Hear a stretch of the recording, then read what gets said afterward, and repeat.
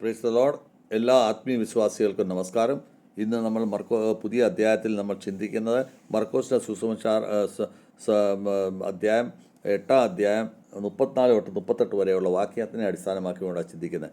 മർക്കോസിൻ്റെ സുസമാചാറിൻ്റെ ബുക്ക് 8-ാം അധ്യായം എന്ന് പറയുന്നത് വളരെ ഒരു ഇമ്പോർട്ടൻ്റ് ആയിട്ടുള്ളൊരു ബുക്കാണ്. അതിൻ്റെ അകത്ത് നമ്മൾ കാണാൻ സാധിക്കുന്നത് യേശു ക്രിസ്തു അവരോട് ചോദിക്കുന്നത്, നിങ്ങൾ എന്നെപ്പറ്റി എന്താണ് മനസ്സിലാക്കുന്നത്? അപ്പോൾ അപ്പോസ്തലൻ പറയുന്നു, പത്രോസ് അപ്പോസ്തലൻ പറയുന്നത്, നിങ്ങൾ ഒരു ഒരു യേശു ക്രൈസ്റ്റാണെന്ന് പറയുന്നു, ജീസസ് ക്രൈസ്റ്റാണെന്ന് പറയുന്നു. അപ്പോൾ അത് കഴിഞ്ഞപ്പോൾ ഈ യേശു അവരോട് പറയുന്നത്, എൻ്റെ പുറകെ നടക്കണമെന്നുണ്ടെങ്കിൽ നിങ്ങൾക്ക് ദുഃഖങ്ങൾ എടുക്കണം, മരിക്കണം, ജീവിച്ച് നീച്ചിക്കണം. ഇത് ഒത്തിരി ബുദ്ധിമുട്ടുള്ളൊരു കാര്യമാണ് എന്ന് പറയുന്നു. പിന്നെ അങ്ങനെ ഒത്തിരിയും ആൾക്കൂട്ടമുള്ളതൊന്ന് അവരുടെ മുൻപിൽ യേശു ക്രിസ്തു ശിഷ്യന്മാരെ യഥാർത്ഥ ശിഷ്യനാക്കുന്നത് എങ്ങനെയാണെന്നുള്ളത് പഠിപ്പിക്കുന്നത് നമുക്ക് കാണാൻ സാധിക്കും. യേശു ക്രിസ്തു വെറും ഒരു മാജിക് മാത്രമല്ല കാണിച്ചുകൊണ്ടിരുന്നത്. അദ്ദേഹം നേരെ മറിച്ച് പഠിപ്പിച്ചത് അദ്ദേഹത്തിൻ്റെ കൂടെ നടക്കണമെന്നുണ്ടെങ്കിൽ അദ്ദേഹത്തിൻ്റെ കുരിശിനെ എടുത്തുകൊണ്ട് നമുക്ക് നടക്കണം. ആ കുരിശിനെ എടുത്തുകൊണ്ടെങ്കിൽ ആ ബുദ്ധിമുട്ട് സഹിച്ച് അതിന് പുറകെ നടക്കണം. അങ്ങനെ നടക്കുന്നവർക്ക് മാത്രമേ ജീവിതത്തിൽ വളർച്ചയുള്ളൂ എന്നാണ് അവിടെ പറയപ്പെടുന്നത്, നമുക്ക് മനസ്സിലാക്കാൻ സാധിക്കുന്നത്. ആ ശിഷ്യന്മാരുടെ കൂട്ടത്തിൽ തന്നെ അതിനെ വിശ്വസിക്കുന്ന ആൾക്കാരും അനുയായികളായിട്ടുള്ളവരും ഈ ക്രൂശിനെ എടുത്തുകൊണ്ട് വേണം നടക്കേണ്ടത്. അവരുടെ ആത്മാവിനെ അവർ ശുദ്ധരാക്കിക്കൊണ്ട് വേണം നടത്തേണ്ടത് എന്നാണ് പഠിപ്പിക്കുന്നത്. അവിടെ നമുക്ക് ഇതിൻ്റെ അകത്ത് 34-ാം പദത്തിൽ എന്താണ് പറയുന്നത്? നിങ്ങൾ സ്വയം തന്നെത്താൻ ലൗകിക ജീവിതത്തിനെ നിങ്ങൾ തിരസ്കരിച്ചിട്ട് എൻ്റെ കൂടെ ക്രൂശ് എടുത്ത് പുറകെ പിന്നാലെ വരുവീൻ എന്നാണ് പറയുന്നത്. എന്നുവെച്ചാൽ യേശുക്രിസ്തുവിൻ്റെ പുറകെ പോകുക എന്ന് പറയുന്നത് കഴിഞ്ഞാൽ സ്വയത്തിനെ ലൗകിക ജീവിതത്തിൽ നിന്ന് വെടിയുക എന്ന് പറയുമ്പോൾ, ക്രോസ് എടുത്ത് പുറകിൽ നടക്കുക എന്ന് പറയുമ്പോൾ അതിൻ്റെ അർത്ഥം എന്ന് പറയുക കഷ്ടപ്പാടും പ്രയാസവും സഹിച്ച് യേശുക്രിസ്തുവിൻ്റെ പുറകെ നടക്കണം. യേശുക്രിസ്തുവിൻ്റെ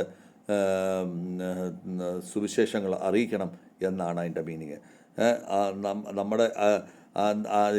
നമ്മൾ ഓരോരുത്തരിലുമുള്ള സ്വാർത്ഥതകൾ, ദുരാഗ്രഹങ്ങൾ, അഹങ്കാരങ്ങൾ, ഇതെല്ലാം നമ്മൾ വിട്ടിട്ട് കഠിനമായ പരീക്ഷണത്തിൽ കൂടെ നമ്മൾ ജീവിക്കുമ്പോൾ മാത്രമേ നമ്മൾ യേശു ക്രിസ്തുവിനെ സ്വീകരിക്കത്തുള്ളൂ. അതാണ് നമ്മളെ പഠിപ്പിക്കുന്നത്. നമ്മൾ ഇന്ന് പൂർണ്ണമായിട്ട് നമ്മളെ യേശു ക്രിസ്തുവിനെ അനുകരിച്ച് ജീവിക്കുമ്പോൾ നമുക്ക് അനന്ത ജീവൻ, എറ്റർണൽ ലൈഫ് നമുക്ക് കിട്ടുന്നു എന്നാണ് നമ്മൾ പഠിപ്പിക്കുന്നത്. ലൂക്കോസിൻ്റെ സുവിശേഷം 9-ാം അധ്യായം 23 പറയുന്നത്, എല്ലാ ദിവസവും നിങ്ങൾ ക്രൂശ് എടുത്തുകൊണ്ട് എൻ്റെ പുറകെ പിന്നാലെ വരുവീൻ എന്നാണ് പറയുന്നത്. അപ്പോൾ നമ്മൾ ഈ യേശു ക്രിസ്തു പിന്നാലെ കുരിശെടുത്തുകൊണ്ട് വരണമെന്ന് പറയുന്നതിൻ്റെ അർത്ഥം എന്താണ്? അതായത് വിലയേറിയ സമർപ്പണം നമ്മൾ യേശു ക്രിസ്തുവിൽ ഉണ്ടാകണം. നമ്മുടെ യേശു ക്രിസ്തുവിൻ്റെ പിന്നാലെ പോകുക എന്ന് പറയുന്നതിൻ്റെ അർത്ഥം നിസ്വാർത്ഥമായിട്ട് യേശു ക്രിസ്തുവിൻ്റെ പുറകെ ക്രൂശ് എടുത്തുകൊണ്ട് പുറകെ നടക്കുക എന്നുള്ളതാണ് പറയുന്നത്. അല്ലാതെ നമ്മുടെ സ്വാർത്ഥതയ്ക്ക് എല്ലാം, അഹങ്കാരത്തിനെ എല്ലാം നമ്മൾ നഷ്ടപ്പെടുത്തി അതിനെ വെടിങ്ങിട്ട് വേണം അവരുടെ പുറകെ നടക്കേണ്ടി എന്നാണ് പറയപ്പെടുന്നത്. ഇപ്പോൾ നമുക്ക് ഗലാത്യയുടെ പുസ്തകം 2-ാം അധ്യായം 20-ാമത്തെ വാക്യത്തിൽ എന്താണ് പറയുന്നത്? ഞാൻ എൻ്റെ ജീവിതം എന്ന് പറയുന്നത് ഇനി ഞാൻ പഴയ ജീവിതമല്ല. എൻ്റെ ജീവിതം എന്ന് പറഞ്ഞാൽ എൻ്റെ ഉള്ളിൽ യേശു ക്രിസ്തുവിൻ്റെ ജീവിതമാണ് ഇനിയുള്ളത്. എന്താ വെച്ചാൽ ഞാൻ ലൗകിക ജീവിതം വെടിഞ്ഞ് ഞാൻ ധാർമ്മികമായ ജീവിതത്തിലേക്ക് ഞാൻ പ്രവേശിച്ചിരിക്കുകയാണ്. അങ്ങനത്തെ ഒരു അവസരത്തിൽ എൻ്റെ ജീവിതം മൊത്തം മാറി മറിഞ്ഞിരിക്കുകയാണ്. അപ്പോൾ ഇതാണ് ഗലാത്യയുടെ പുസ്തകത്തിൽ പറയുന്നത്, യേശു ക്രിസ്തുവിൽ വിശ്വസിക്കുന്നവൻ പുതിയൊരു ജീവിതമാണ് അവർക്ക് കിട്ടുന്നത്. അവൻ്റെ പഴയ കാലത്തെ ജീവിതം മൊത്തം വെടിഞ്ഞിട്ട് അദ്ദേഹം ക്രൂശ് എടുത്തുകൊണ്ട് ഈ യേശു ക്രിസ്തുവിൻ്റെ പിന്നാലെ സ്നേഹത്തിൻ്റെയും വിശ്വാസത്തിൻ്റെയും പുതിയ ജീവൻ ജീവിക്കാനായിട്ട് അദ്ദേഹം തിരഞ്ഞെടുത്ത ഒരു കാര്യമായിട്ടാണ് യേശു ക്രിസ്തു അവിടെ പറയുന്നത്. അപ്പോൾ ജീവിതം രക്ഷപ്പെടുത്തുവാനും അതിനെ നഷ്ടപ്പെടുവാനായിട്ടുള്ള കാര്യങ്ങളാണ് ഇനിയും 35-ാം നമ്പർ വാക്യത്തിൽ നമുക്ക് കാണുന്നത്. അവിടെ പറയുന്നത് അവരവരുടെ ജീവിതത്തിനുണ്ടല്ലോ രക്ഷപ്പെടുത്തണമെന്നുണ്ടെങ്കിൽ ഉണ്ടെങ്കിൽ അവരവരെ തന്നെ അവർ ആ ലൗകികമായ ജീവിതത്തിനെ അവർ നഷ്ടപ്പെടുത്തണം എങ്കിലും മാത്രമേ അത് കിട്ടത്തുള്ളൂ എന്നാണ് പറയുന്നത്. ഏത് വ്യക്തി ലൗകികമായ ജീവിതത്തിൽ ജീവിക്കുന്നോ അവൻ യഥാർത്ഥ ജീവൻ അവർ നഷ്ടപ്പെടുത്തി കളയും. അതുകൊണ്ട് നമ്മൾ യേശു ക്രിസ്തുവിലേക്ക് ജീവിക്കുക എന്നുള്ളത് ആവശ്യമാണ്. അപ്പോൾ മാത്രമേ യഥാർത്ഥ ജീവൻ്റെ അർത്ഥം മനസ്സിലാകത്തുള്ളൂ നമുക്ക്. യോഹന്നായുടെ പുസ്തകം 12-ാം അധ്യായം 25-ാം വാക്യത്തിൽ പറയുന്നത്, അതായത് ഏതവൻ ജീവിതത്തിൽ സ്നേഹം മറ്റുള്ളവർ കൊടുക്കുന്നു അവന്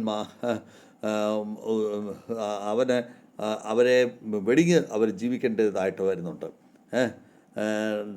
അതായത് നമ്മുടെ ജീവിതത്തിൽ നമ്മൾ ജീവിക്കുമ്പോൾ നമുക്ക് പല തരത്തിലുള്ള ബുദ്ധിമുട്ടുകളുണ്ട്. ആ ബുദ്ധിമുട്ടിലെല്ലാം നമുക്ക് സ്വയം നമ്മൾ മറ്റുള്ളവർക്ക് വേണ്ടി നമ്മൾ ജീവിക്കാനായിട്ട് പഠിക്കേണ്ടിയിരിക്കുന്നു. അപ്പം ഈ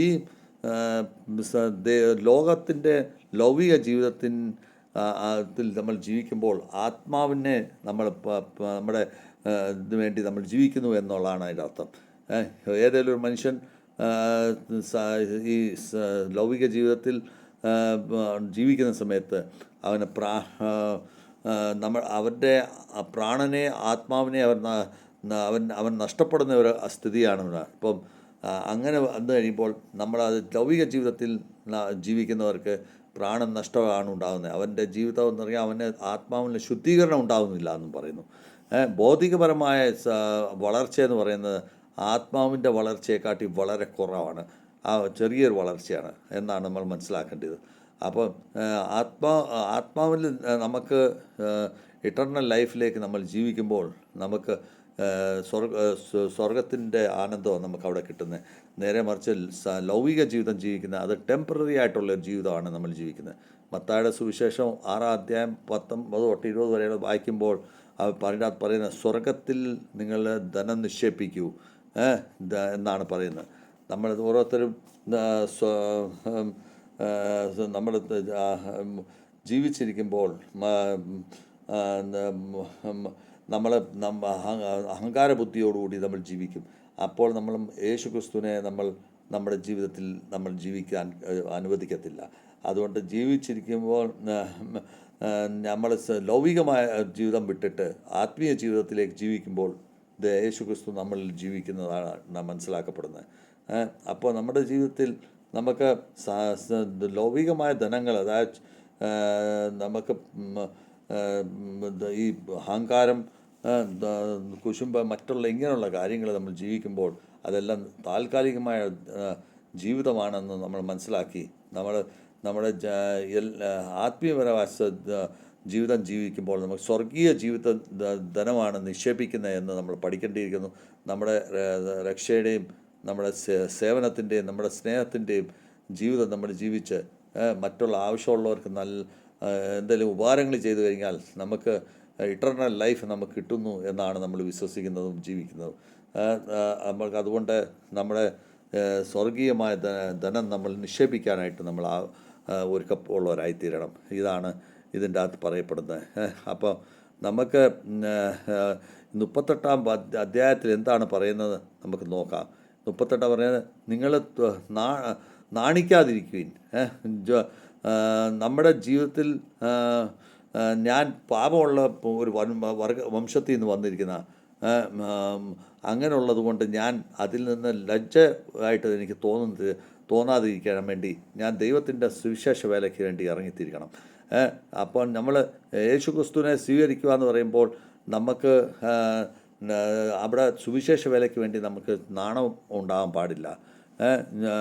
അതായത് യേശു ക്രിസ്തുവിനെ നമ്മൾ സ്വീകരിക്കുമ്പോൾ നമുക്ക് ഇറ്റർണൽ ലൈഫാണ് നമുക്ക് കിട്ടുന്നത് എന്ന് നമുക്ക് റോമർസ് എഴുതിയ പുസ്തകത്തിൽ 1-ാം അധ്യായത്തിൽ 16-ാം വാക്യത്തിൽ പറയുന്നത്, ഞാൻ സുവിശേഷത്തിൽ കൂടെ ഞാൻ നാണിക്കപ്പെടത്തില്ല, സുവിശേഷം അറിയിക്കുമ്പോൾ ഞാൻ നാണിക്കപ്പെടുന്നില്ല എന്നാണ് പറഞ്ഞത്.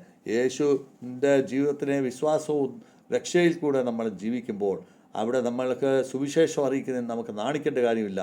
നമ്മുടെ വിശ്വാസത്തിനും രക്ഷയ്ക്ക് വേണ്ടി നമ്മൾ ജീവിക്കുന്ന ആ അവസ്ഥത്തിൽ അത് യഹൂദന്മാർക്കും യഹൂദി അല്ലാത്തവർക്കും വേണ്ടി എല്ലാവർക്കും അത് ജീവിച്ചു കഴിയുമ്പോൾ സുവിശേഷത്തിൽ നിന്ന് പാപത്തിൽ നിന്ന് നമുക്ക് രക്ഷപ്പെടാനായിട്ട് നമ്മളെ നമുക്ക് വഴി കാണിച്ചു തരും. അങ്ങനെ വരുമ്പോൾ നമ്മൾ എറ്റർണൽ ലൈഫ് നമുക്ക് കിട്ടുന്നതായിട്ട് നമുക്ക് മനസ്സിലായി കാണും.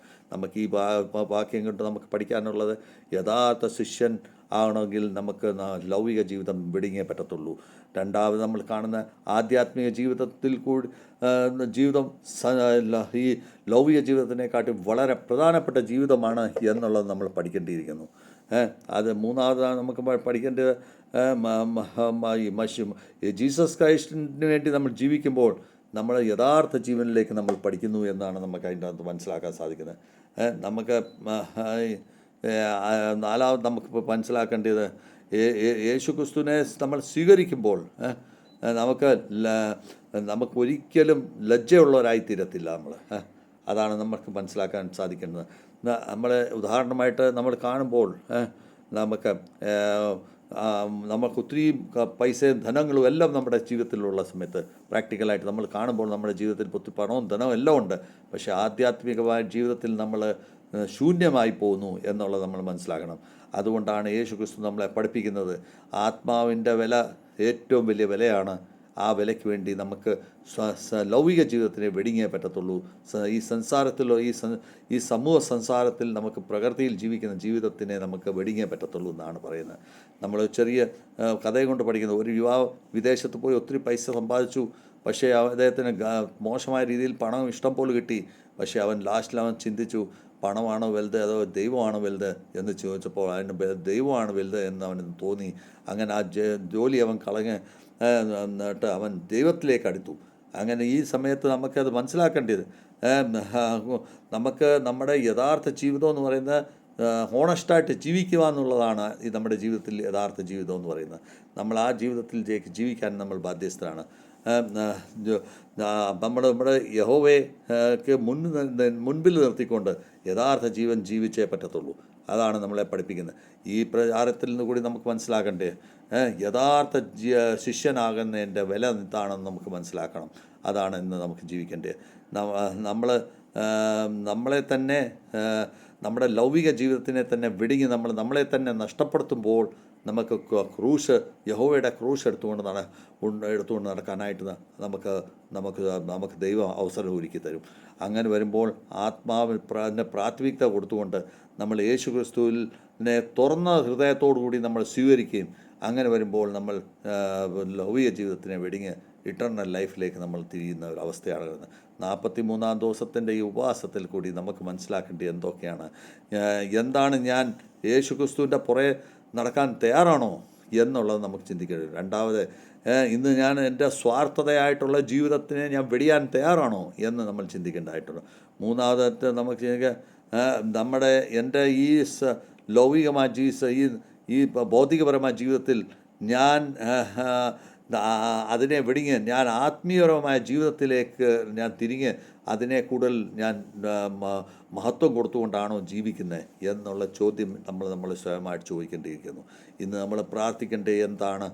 ദൈവത്തോട് പ്രാർത്ഥിക്കേണ്ടത് എന്താണ്? ദൈവമേ, നീ എന്നെ സ്വയമായിട്ട് എന്നെ പഠിപ്പീര്.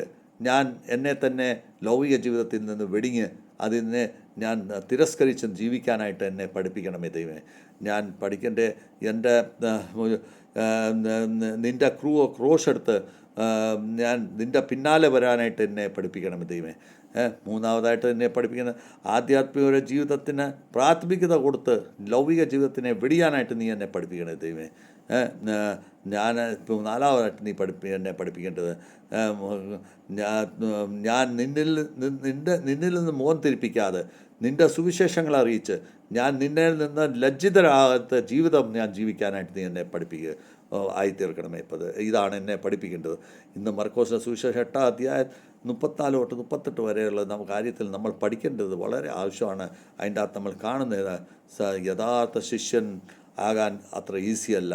പക്ഷേ നേരെ മറിച്ച് നമ്മൾ അങ്ങനെ ജീവിച്ചാൽ നമുക്ക് ആ എറ്റർണൽ ലൈഫ് നമ്മുടെ ജീവിതത്തിൽ കിട്ടുമെന്നാണ് പഠിക്കുന്നത്. നമുക്ക് ഈ ലൗകിക ജീവിതത്തിൽ ഒരു ടെമ്പററി ആണെന്നുള്ളത് നമ്മൾ മനസ്സിലാക്കിക്കൊണ്ട് വേണം ജീവിക്കേണ്ടത്. യേശു ക്രിസ്തുവിൽ നമ്മൾ ജീവിക്കുമ്പോൾ നമുക്ക് യഥാർത്ഥ ജീവൻ ജീവിക്കാനായിട്ട് സാധിക്കും എന്നുള്ള ഉറപ്പോടുകൂടി നമ്മൾ വേണം ഈ വചനം കേൾക്കുകയും ശ്രദ്ധിക്കുകയും അതനുസരിച്ച് ജീവിക്കുകയും ചെയ്യേണ്ടത്. ഈ മൊത്തം വചനം നമ്മുടെ ജീവിതത്തിൽ വളരെ പ്രയോജനകരമായി തീരട്ടെ. ഈ നമ്മുടെ കേൾക്കുന്നവരും ദേശത്തും വിദേശത്തുള്ളവരും ഇതിനെ കേൾക്കുന്നവരും നമ്മുടെ കലീശയിലുള്ളവരും നമ്മുടെ ബന്ധത്തിലുള്ളവരും എല്ലാവരും ഇത് കേട്ട് ഇതിനനുസരിച്ച് നമ്മുടെ ജീവിതത്തിനെ ക്രമപ്പെടുത്തിക്കൊണ്ട് നമ്മൾ മുൻപോട്ട് പോകണമേ എന്ന് നമ്മൾ പ്രാർത്ഥിച്ചുകൊണ്ട് ഈ പറയുന്ന നമ്മൾ യഥാർത്ഥ ശിഷ്യനായിക്കൊണ്ട് അതിനെ അനുകരിക്കുന്ന വിശ്വാസികളായിട്ടുള്ളവർ ദൈവത്താൽ മുൻപിൽ നമ്മൾ ലജ്ജിതരാകാതെ ഈ നമ്മൾ സമ്പാദിക്കുന്ന സമ്പാദ്യങ്ങളെല്ലാം സ്വർഗത്തിൻ്റെ സമ്പാദ്യമായി തീരുവാനായിട്ട് നമ്മൾ ആയിത്തീരണമേ എന്ന് പ്രാർത്ഥിച്ചുകൊണ്ട് നമുക്കതിനെല്ലാം യോഗ്യത കിട്ടണമേ എന്ന് പ്രാർത്ഥിച്ചുകൊണ്ട് എൻ്റെ വാക്കുകൾ ചുരുക്കുന്നു. God bless to all.